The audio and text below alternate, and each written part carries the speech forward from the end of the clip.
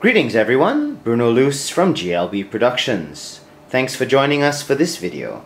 Today we'll be looking at the Boss AD-3 acoustic instrument processor.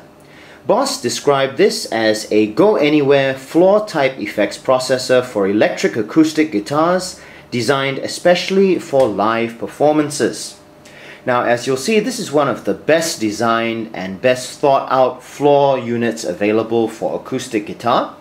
It contains EQ, two effects. It has a chorus and a reverb. It has two types of anti-feedback features, and it also features balanced outputs. You can run mono or stereo, and you can run either direct into a PA system or into a guitar amplifier. There's even a provision for running into an electric guitar amplifier. So let's check out the features on this very cool and useful unit from Boss. First of all, let's go through the specifications of the unit. The unit is 170 by 156 by 70 millimeters in dimension and weighs 1 kilogram including the batteries. Speaking of batteries, the unit can be powered using 6 AA batteries, which are included when you purchase the unit, or the Boss PSA power adapter, which enables you to run off AC power and which is not included. You can purchase that separately from Boss. If you read online reviews, you'll see that's one of the things that people criticize Boss on, in the sense that the AC adapter is a rather expensive addition and they feel that it should be included. The battery life on the unit is 17 hours using alkaline batteries. I've played probably about half dozen gigs with this unit and I'm still on the original set of batteries. The input impedance of the unit is 4.7 mega ohms, which means that you can connect both magnetic as well as piezo pickups directly to this unit without the need for any buffering, and it also means that it will accommodate both active as well as passive guitars. Let's continue by looking at the back of the unit. To begin with, going from left to right, you have the input socket for your guitar. This is a mono socket, so if you have some kind of stereo pickup system, you'll need to buy 2 of these units or just run mono. Next, you have a level control, which actually functions like the gain control on a mixer. Now, at first, it may appear to be set up the wrong way, with the minimum at 2 o'clock and the maximum at 10 o'clock. The reason for this, and this is one of the things that goes to show that Boss has put some thought into this, when you are standing over the unit looking down at the back, it actually, from that point of view, appears correct. In other words, the minimum is at 8 o'clock and the maximum is at 4 o'clock. So when you're actually using the unit, it looks correct, even though looking at the back of the unit, it does seem a bit strange. Going on, you'll see the 2 output sockets for the unit. Once again, these appear to be reversed, with the right on the left and the left on the right. But remember, when you're actually having this unit on the floor and patching in, it is correct. Just to demonstrate what I was talking about just now, this is the view that you'd have if you were standing over the unit and looking down while patching in. As you can see, the minimum now appears to be at 8 o'clock and the maximum appears to be at 4 o'clock. Similarly, the outputs appear to be correct, with the left on the left and the right on the right. Well done, Boss, for thinking of these things.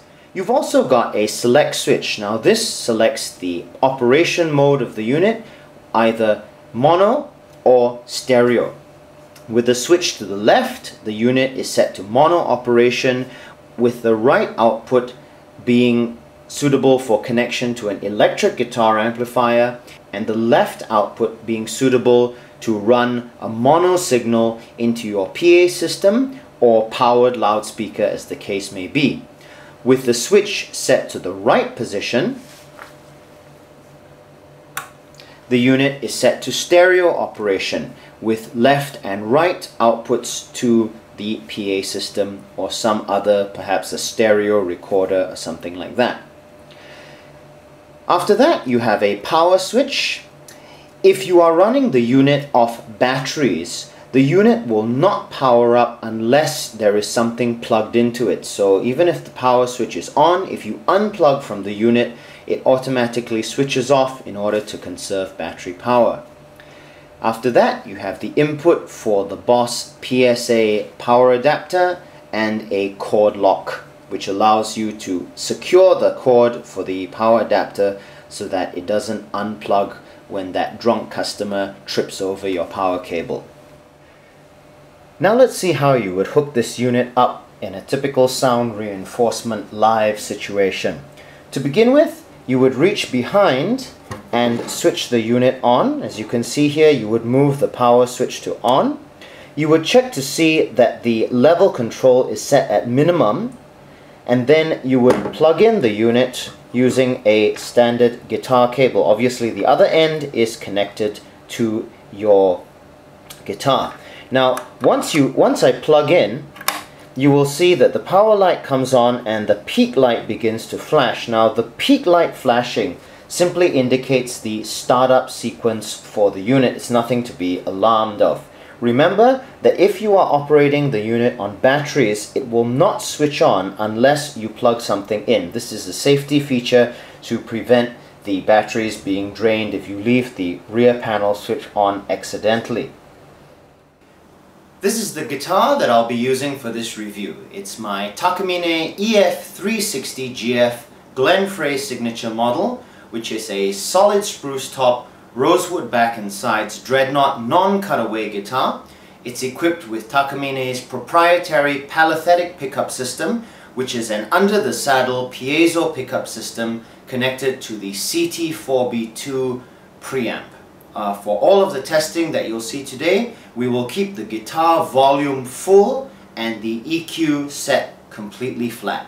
The reason I chose this guitar is that the dreadnought body size and body style is extremely common, and the spruce top, rosewood back and sides combination is also fairly common. It does not say so specifically in their literature, but I get the feeling just through them mentioning it that the AD-3 family of floor-mounted processors was designed to work best with piezo-equipped guitars. Now, I could be wrong, but they do mention quite a bit about how the circuitry does improve the sound of piezo-equipped guitars. Hence, we'll be using one of those. The next thing that we're going to do is connect the AD-3 to our mixer, which, as you can see peeking out of the corner of your screen there, is my trusty and reliable Mackie 1202 VLZ Pro. In order to do this, you will need one of two things. You will need either an adapter cable, which is TRS on one end, or you will need a physical adapter, which is TRS to XLR male. This will allow you to connect to a standard microphone cable. Now, although the AD-3 has got only jack outputs on the back, they are balanced, which is why you can use these cables. You can, of course, use standard unbalanced guitar cables if you're going to connect the unit to a guitar amplifier, or if the distance between your mixer and the AD-3 is relatively short. But what we're simulating here is we're simulating a sound reinforcement situation where you don't have an amp on stage and where you're going to listen to your guitar via the stage monitors. So you want to run balanced into the PA system and then back through the monitor system to hear yourself. Here's another close-up of the back of the unit to show how we're connected for this demonstration. We have two TRS to XLR cables connected to the left and right outputs, and the mode switch is set to the right position, which sets the unit for stereo operation. If you are running mono, you would set the switch to the left position and use only the left connector.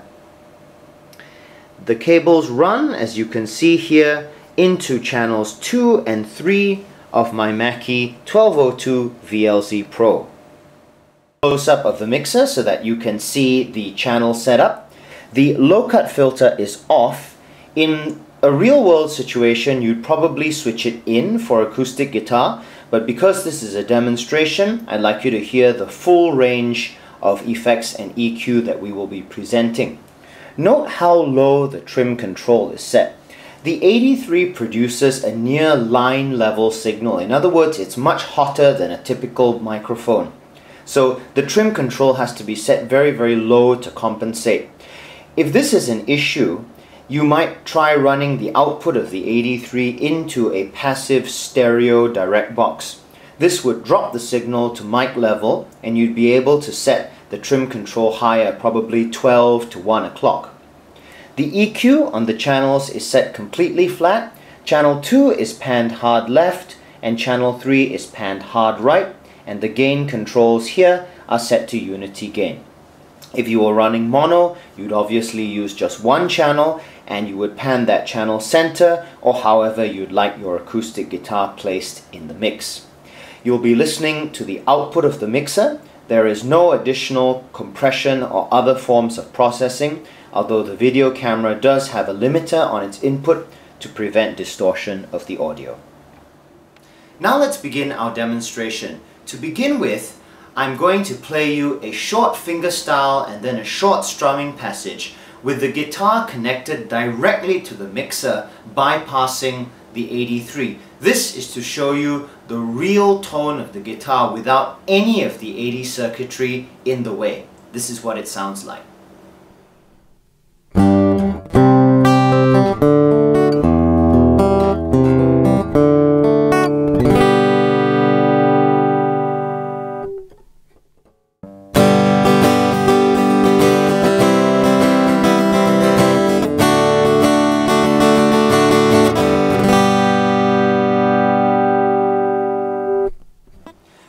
Now we're going to hear the AD-3 with everything flat, no EQ at all.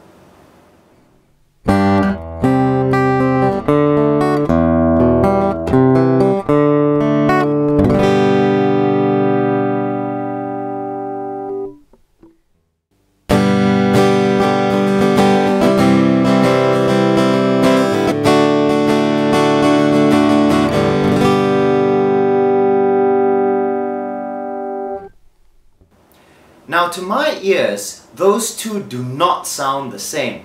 So what this means is that even with all its EQ off, the AD-3 still has something of a voicing.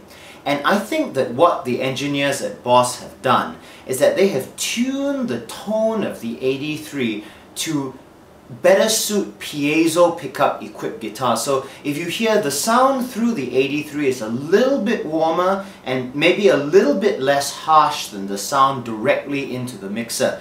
This is usually a good thing, but just be aware that the AD-3 is not a completely transparent device.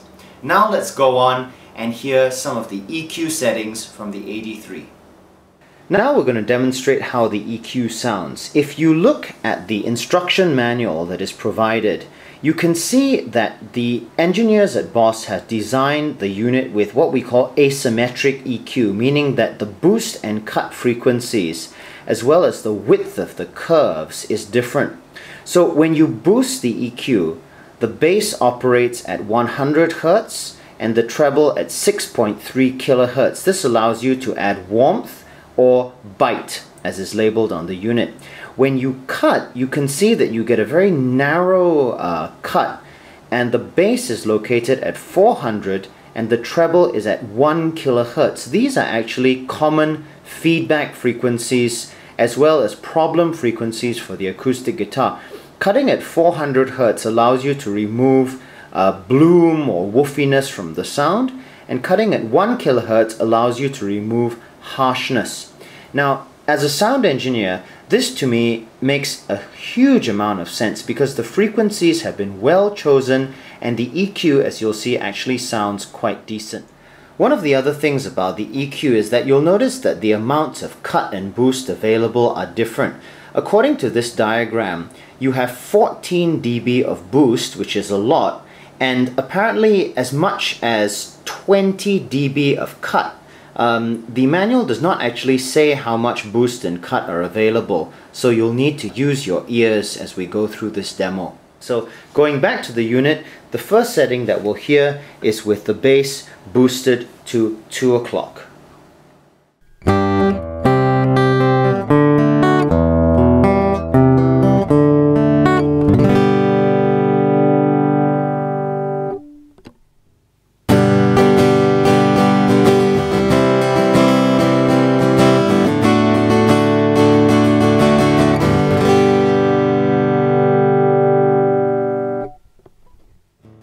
The next setting you'll hear is with the bass boosted all the way. This is probably not a setting that you want to use in the real world, but just for demonstration purposes, this is what it sounds like.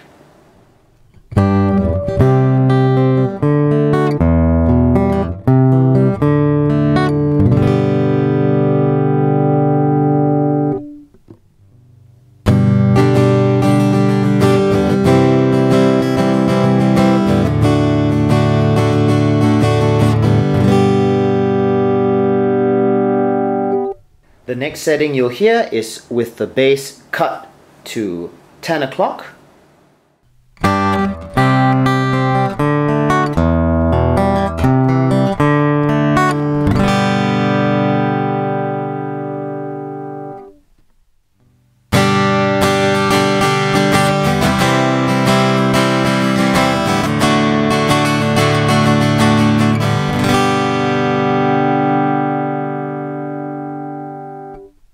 The next setting you'll hear is with the bass cut all the way.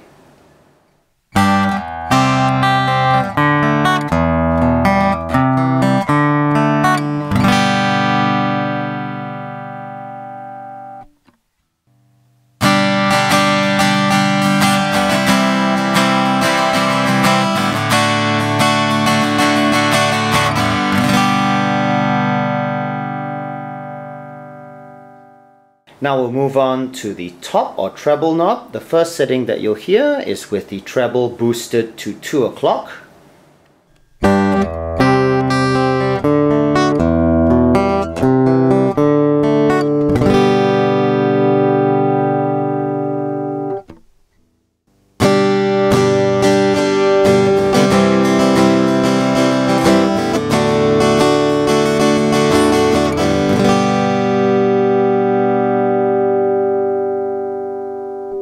The next setting you'll hear is with the treble boosted all the way.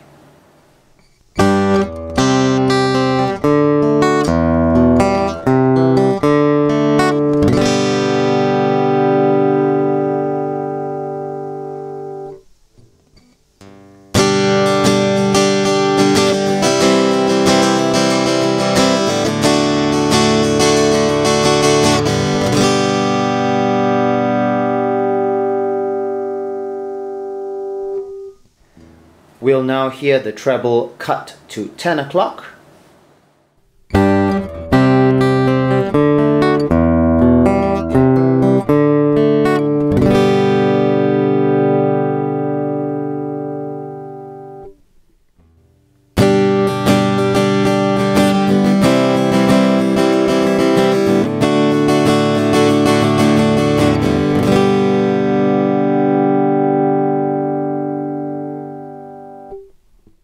And our final EQ setting is the treble cut all the way.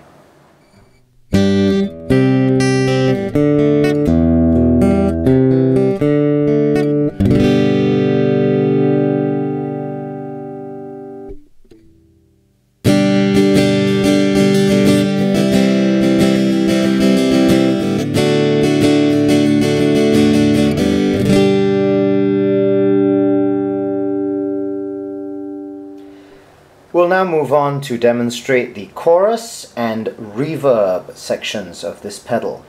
I think the chorus of the AD-3 is one of the absolute best features. It's a wonderfully nuanced, lush and full sounding effect that you've come to expect from Boss. And the other thing is that in some strange design quirk, the AD-3 features the chorus, whereas the larger sibling, the AD-8, actually does not have the chorus. So if you want this wonderful sounding chorus, you have to get the AD-3. The chorus on the AD-3 is what Boss refers to as a band-splitting stereotype. Now, returning to the manual once again, you can see here it is a stereo chorus, meaning that the left and the right sides are processed separately. At each side, it is split into high and low bands, which are then effected separately. It is then recombined before being sent out to the left and right outputs. The first setting that we're going to hear is the chorus set to 10 o'clock. Obviously, you must depress the foot switch, otherwise no chorus.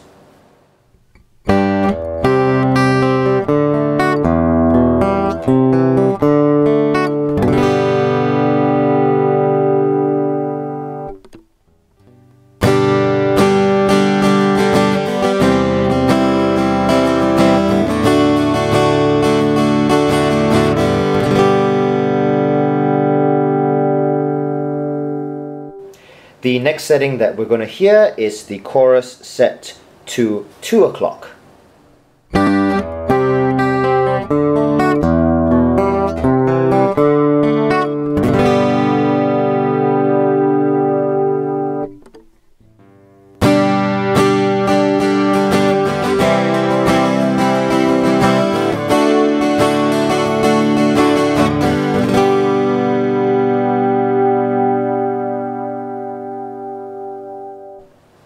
And the last setting that we'll hear is the chorus set all the way. This is quite a dramatic effect, and I don't know when you'd use this, but it certainly shows how much chorus is available within the unit.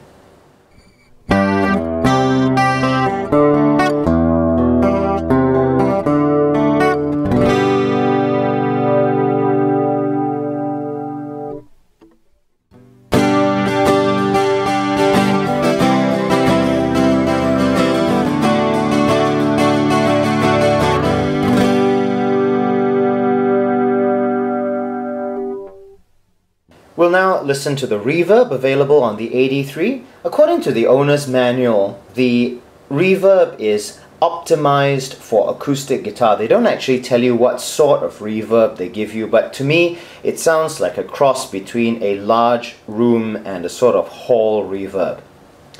The first setting that we'll listen to is with the reverb set to 10 o'clock. Now, you'll notice that there is no separate on-off switch for the reverb. So if you want reverb on, you turn the knob up. If you want the reverb off, you have to turn it all the way down. There's no way to switch it on and off separately. This is one of the criticisms that's been leveled at the AD-3, but presumably they constructed it this way to save adding a third pedal, thus keeping the size of the unit down.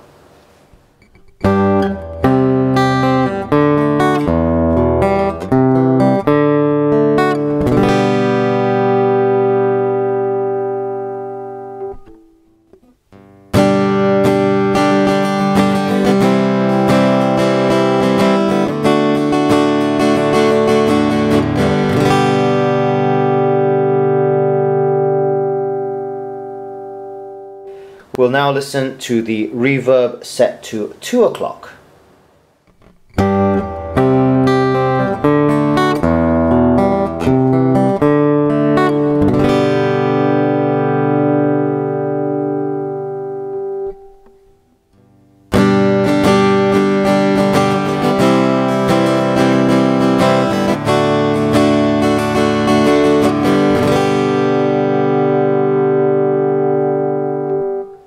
Finally, we'll listen to the reverb set full. Once again, this is a very dramatic and somewhat unnatural sound, but it goes to show how much reverb is available.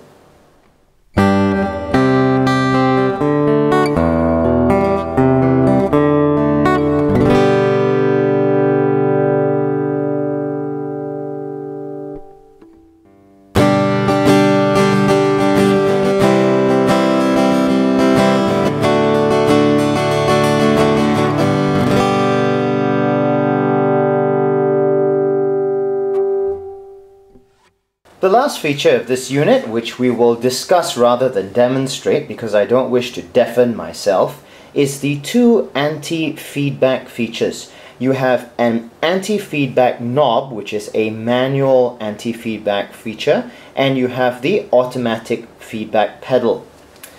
The feedback suppression system consists of, as you can see here, a very narrow notch filter, which is the frequency of which is adjusted using the knob. Now, Boss do not tell us what the frequencies are, so you can presume that it starts somewhere around 50 and ends up above 1K.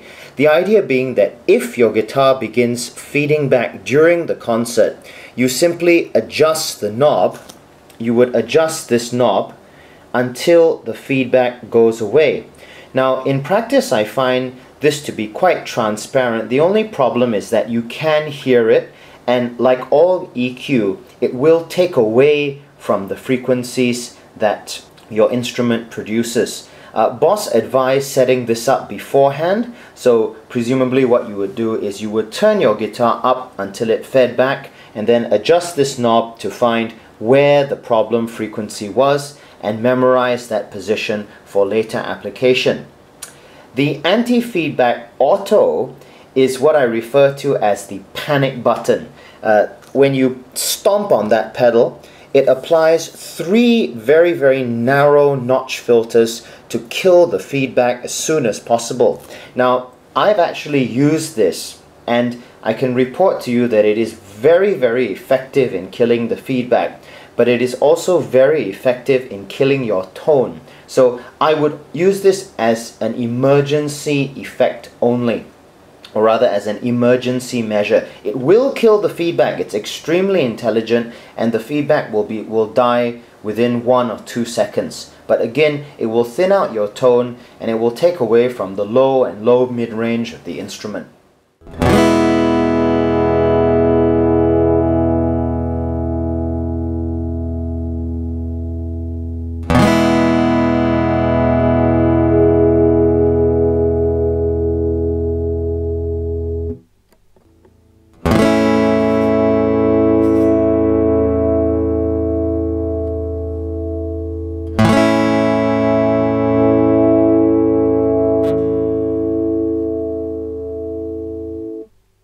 Personally, I prefer not to use these two. I tend to try and use intelligent amplifier and monitor placement, and just try and keep the level to one where I don't have to use EQ defensively.